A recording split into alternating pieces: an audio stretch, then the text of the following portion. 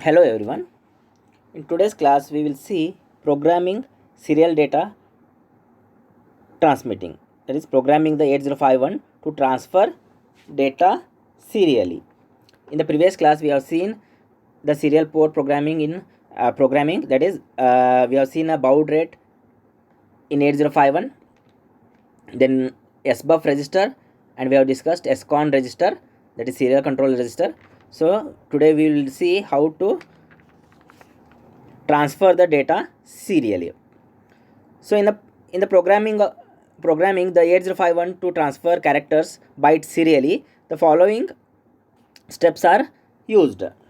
The first one, the T mode register is loaded with the value 20H, which indicates the use of timer 1 in mode 2. So as we have discussed T mode register earlier, it is a auto reload, 8-bit auto reload. So we are using this 8-bit auto reload. So to select that one, a timer 1 in mode 2, a 20H must be loaded in T mode register, that is 00100000, which selects timer 1 in mode 2. So to set the baud rate. Second step, the TH1 is loaded with one of the values that we have discussed in the using the table, that is baud rate table. Different baud rates are 9600, 4800, 2400 and 1200.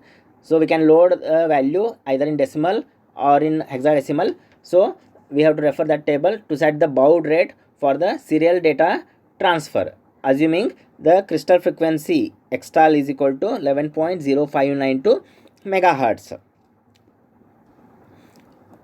Third step, the SCON register is loaded with the value 50H, indicating serial mode 1, where an 8-bit data is framed with start bit and stop bit.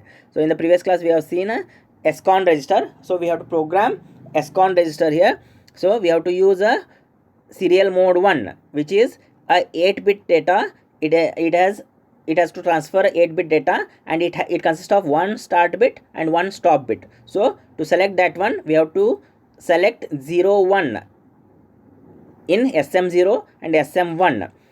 So the value is 50H. So 50H is nothing but 0101. That means SM0 is 0, SM1 is 1.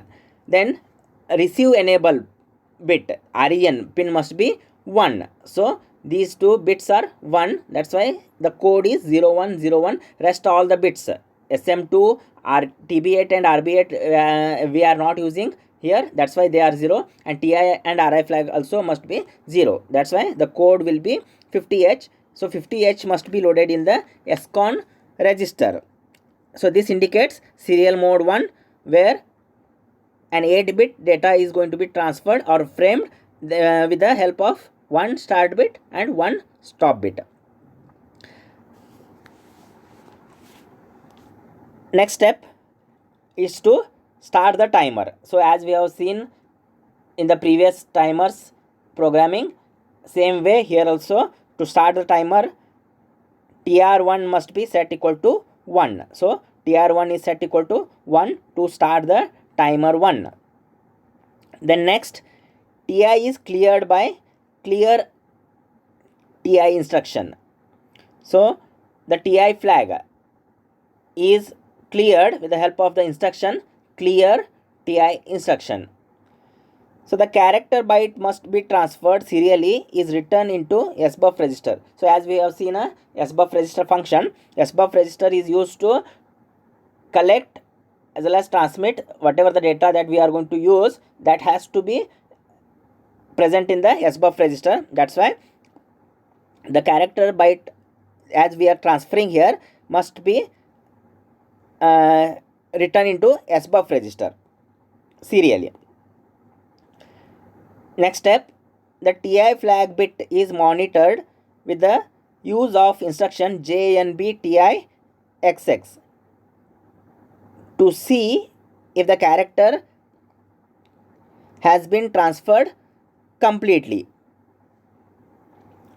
So here we have to monitor the TI flag. to monitor the TI flag, we are going to use the JNB instruction, jump if no bit. So jump if no bit TI flag followed by the target address. So the TI flag must be monitored continuously until TI flag becomes 1. So the TI flag bit is monitored with the use of instruction JNB TI, comma, the target address, that is XX here, to see if the character has been transferred completely. And the last step, to transfer the next byte, go to again step number 5 and do the same thing again.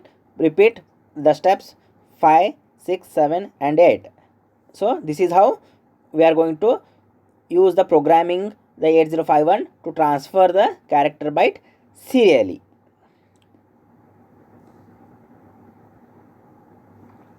So we will see an example. So write a program for the 8051 to transfer letter A serially at 4800 baud rate continuously. So the given task is writing an assembly language program to transfer the letter A. So A, it has to be transferred. So it must be transferred in the form of ASCII code. So ASCII code is of 8 bits. So that 8-bit data has to be transferred with a baud rate of 4800 serially, continuously. So for that one, first you have to configure the T mode register. So as we are using timer 1 in auto reload mode, that is mode 2, so 20H must be loaded in T mode register. As we have discussed the step number 1, the 20H must be loaded in T mode register. For that you have to use move instruction, move T mode comma 20H. So as they have mentioned 4800, so to baud rate, so to load the 4800 baud rate, we have to use either -6 in decimal or FA in hexadecimal. So this value is the immediate value, must be loaded in the TH1 register only, because we are using a mode 2. So mode 2 we are loading value in TH1 register, that's why the value must be loaded in TH1 register. So as 4800 baud rate is given, its decimal value is -6. So -6 is loaded in TH1 register. The next step is to the ESCON register must be loaded with the value. So 8-bit value, 8-bit data has to be transferred, 1 stop bit and 1 start bit, and enable REN must be enabled. That's why ESCON must be loaded with the value 50H. ESCON, so 50H is loaded into ESCON register by using instruction move ESCON comma immediate value hash 50H. Then next step is to start the timer. Follow the steps discussed in the previous slide. So next step is to start the timer 1. So to start the timer 1, the instruction used is set bit TR1. Now the character given is A. So the A must be loaded into the SBUF register. That's why observe there how the instruction is written. Move SBUF comma hash in a quotation mark A is written. That the meaning is the ASCII value of A is loaded in SBUF register. The hexadecimal value in ASCII value in hexadecimal of A is loaded in SBUF register. Then monitor the TI flag continuously. So after loading the value in the SBUF register, TI flag must be monitored continuously with the use of by using the instruction JNB TI. Here is the label, or it is the target address. So it jumps to the same instruction whenever JNB is true. When it becomes false, it come out of the loop. So as in this case, unless and until the transfer is not completed, the instruction is true. So JNB TI, jump if no bit, that is TI bit, jump to the target address. So until transfer of the all the bits, this is not going to be this is going to be true. So it jumps to the target address, that is here. So the TI flag is going to be monitored continuously by using the JNB TI instruction to see the character has been transferred completely or not. So once it completely transfers, the TI flag is raised to 1. So when TI flag becomes 1, JNB instruction fails and it comes out of the loop. So then next instruction is clear TI. So clear TI means we have to manually clear the TI flag, which helps to transfer the next character. So clear the TI flag, then go back to the step number 5 as we have indicated in the procedure. So you have to go back to the step number 5. That's why go to transfer the to transfer the next character continuously.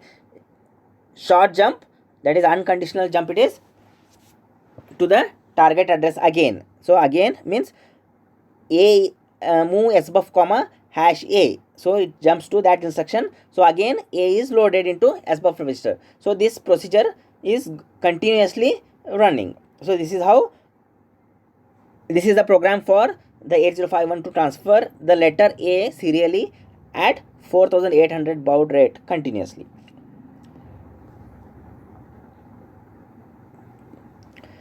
Next example.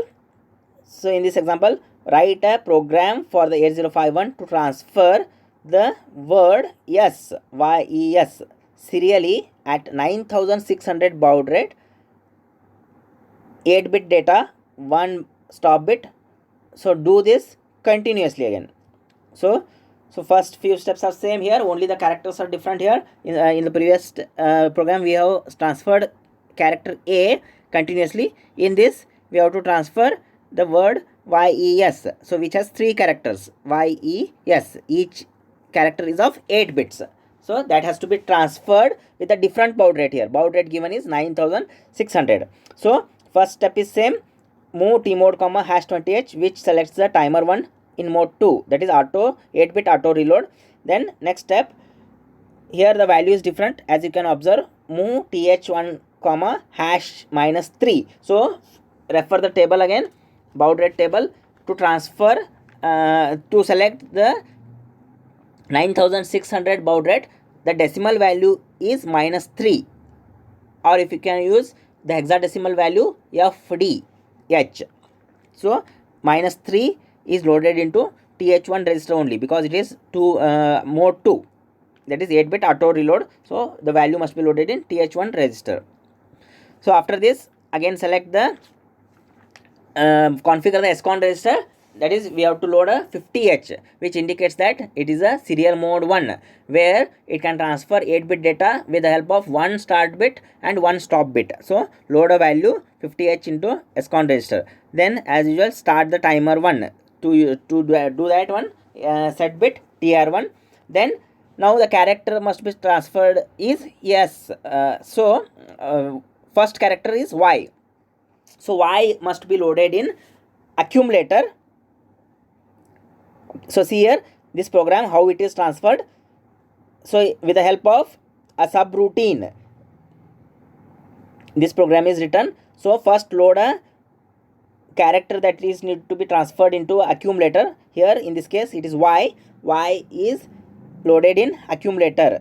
So then the instruction used is a call trans. So a call is a absolute call. It transfers the control from the main program to the subroutine. So trans, observe here the subroutine.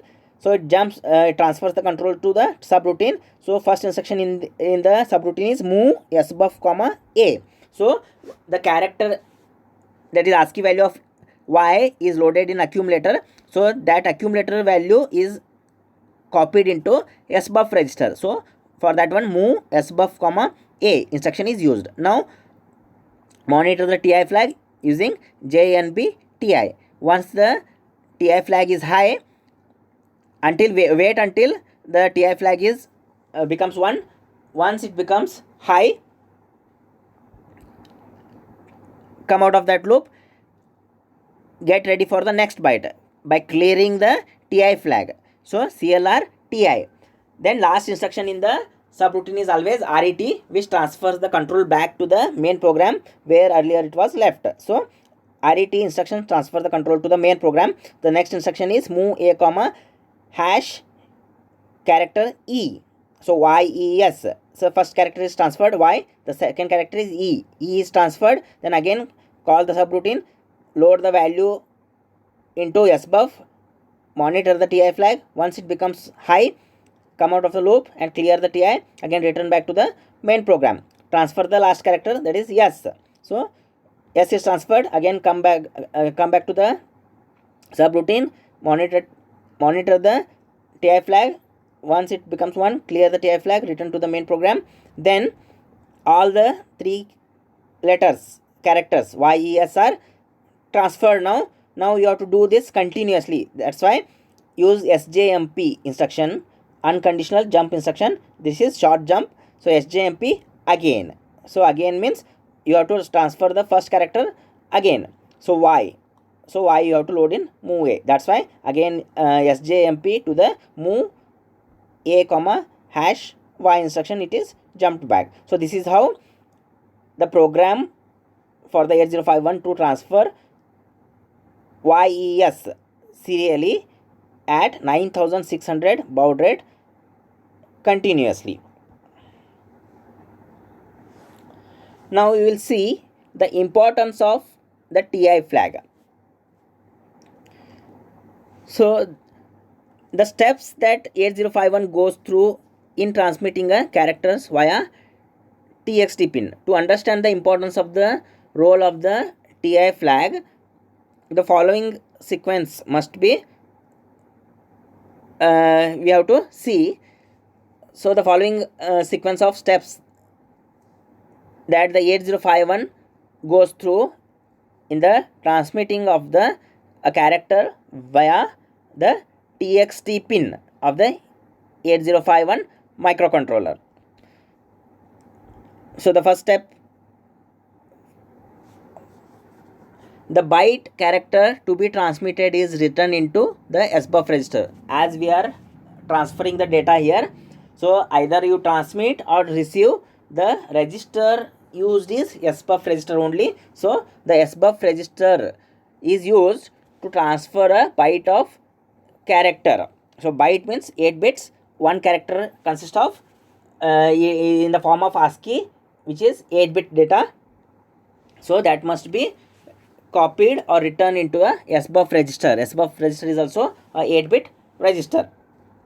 Then next step is the start bit is transferred. So first the start bit is transferred. Next the 8-bit character is transferred 1 bit at a time. So as we have a character which is of 8-bit, we have to transfer it serially. So 1 bit after 1 bit, first LSB, then next bit, then last MSB. Like this, all the 8 bits are transmitted 1 bit by 1 bit. So 8-bit character is transferred 1 bit at a time. So next, the stop bit is transferred after completion of the 8-bit character, 8 bits, that is one character, 1 byte.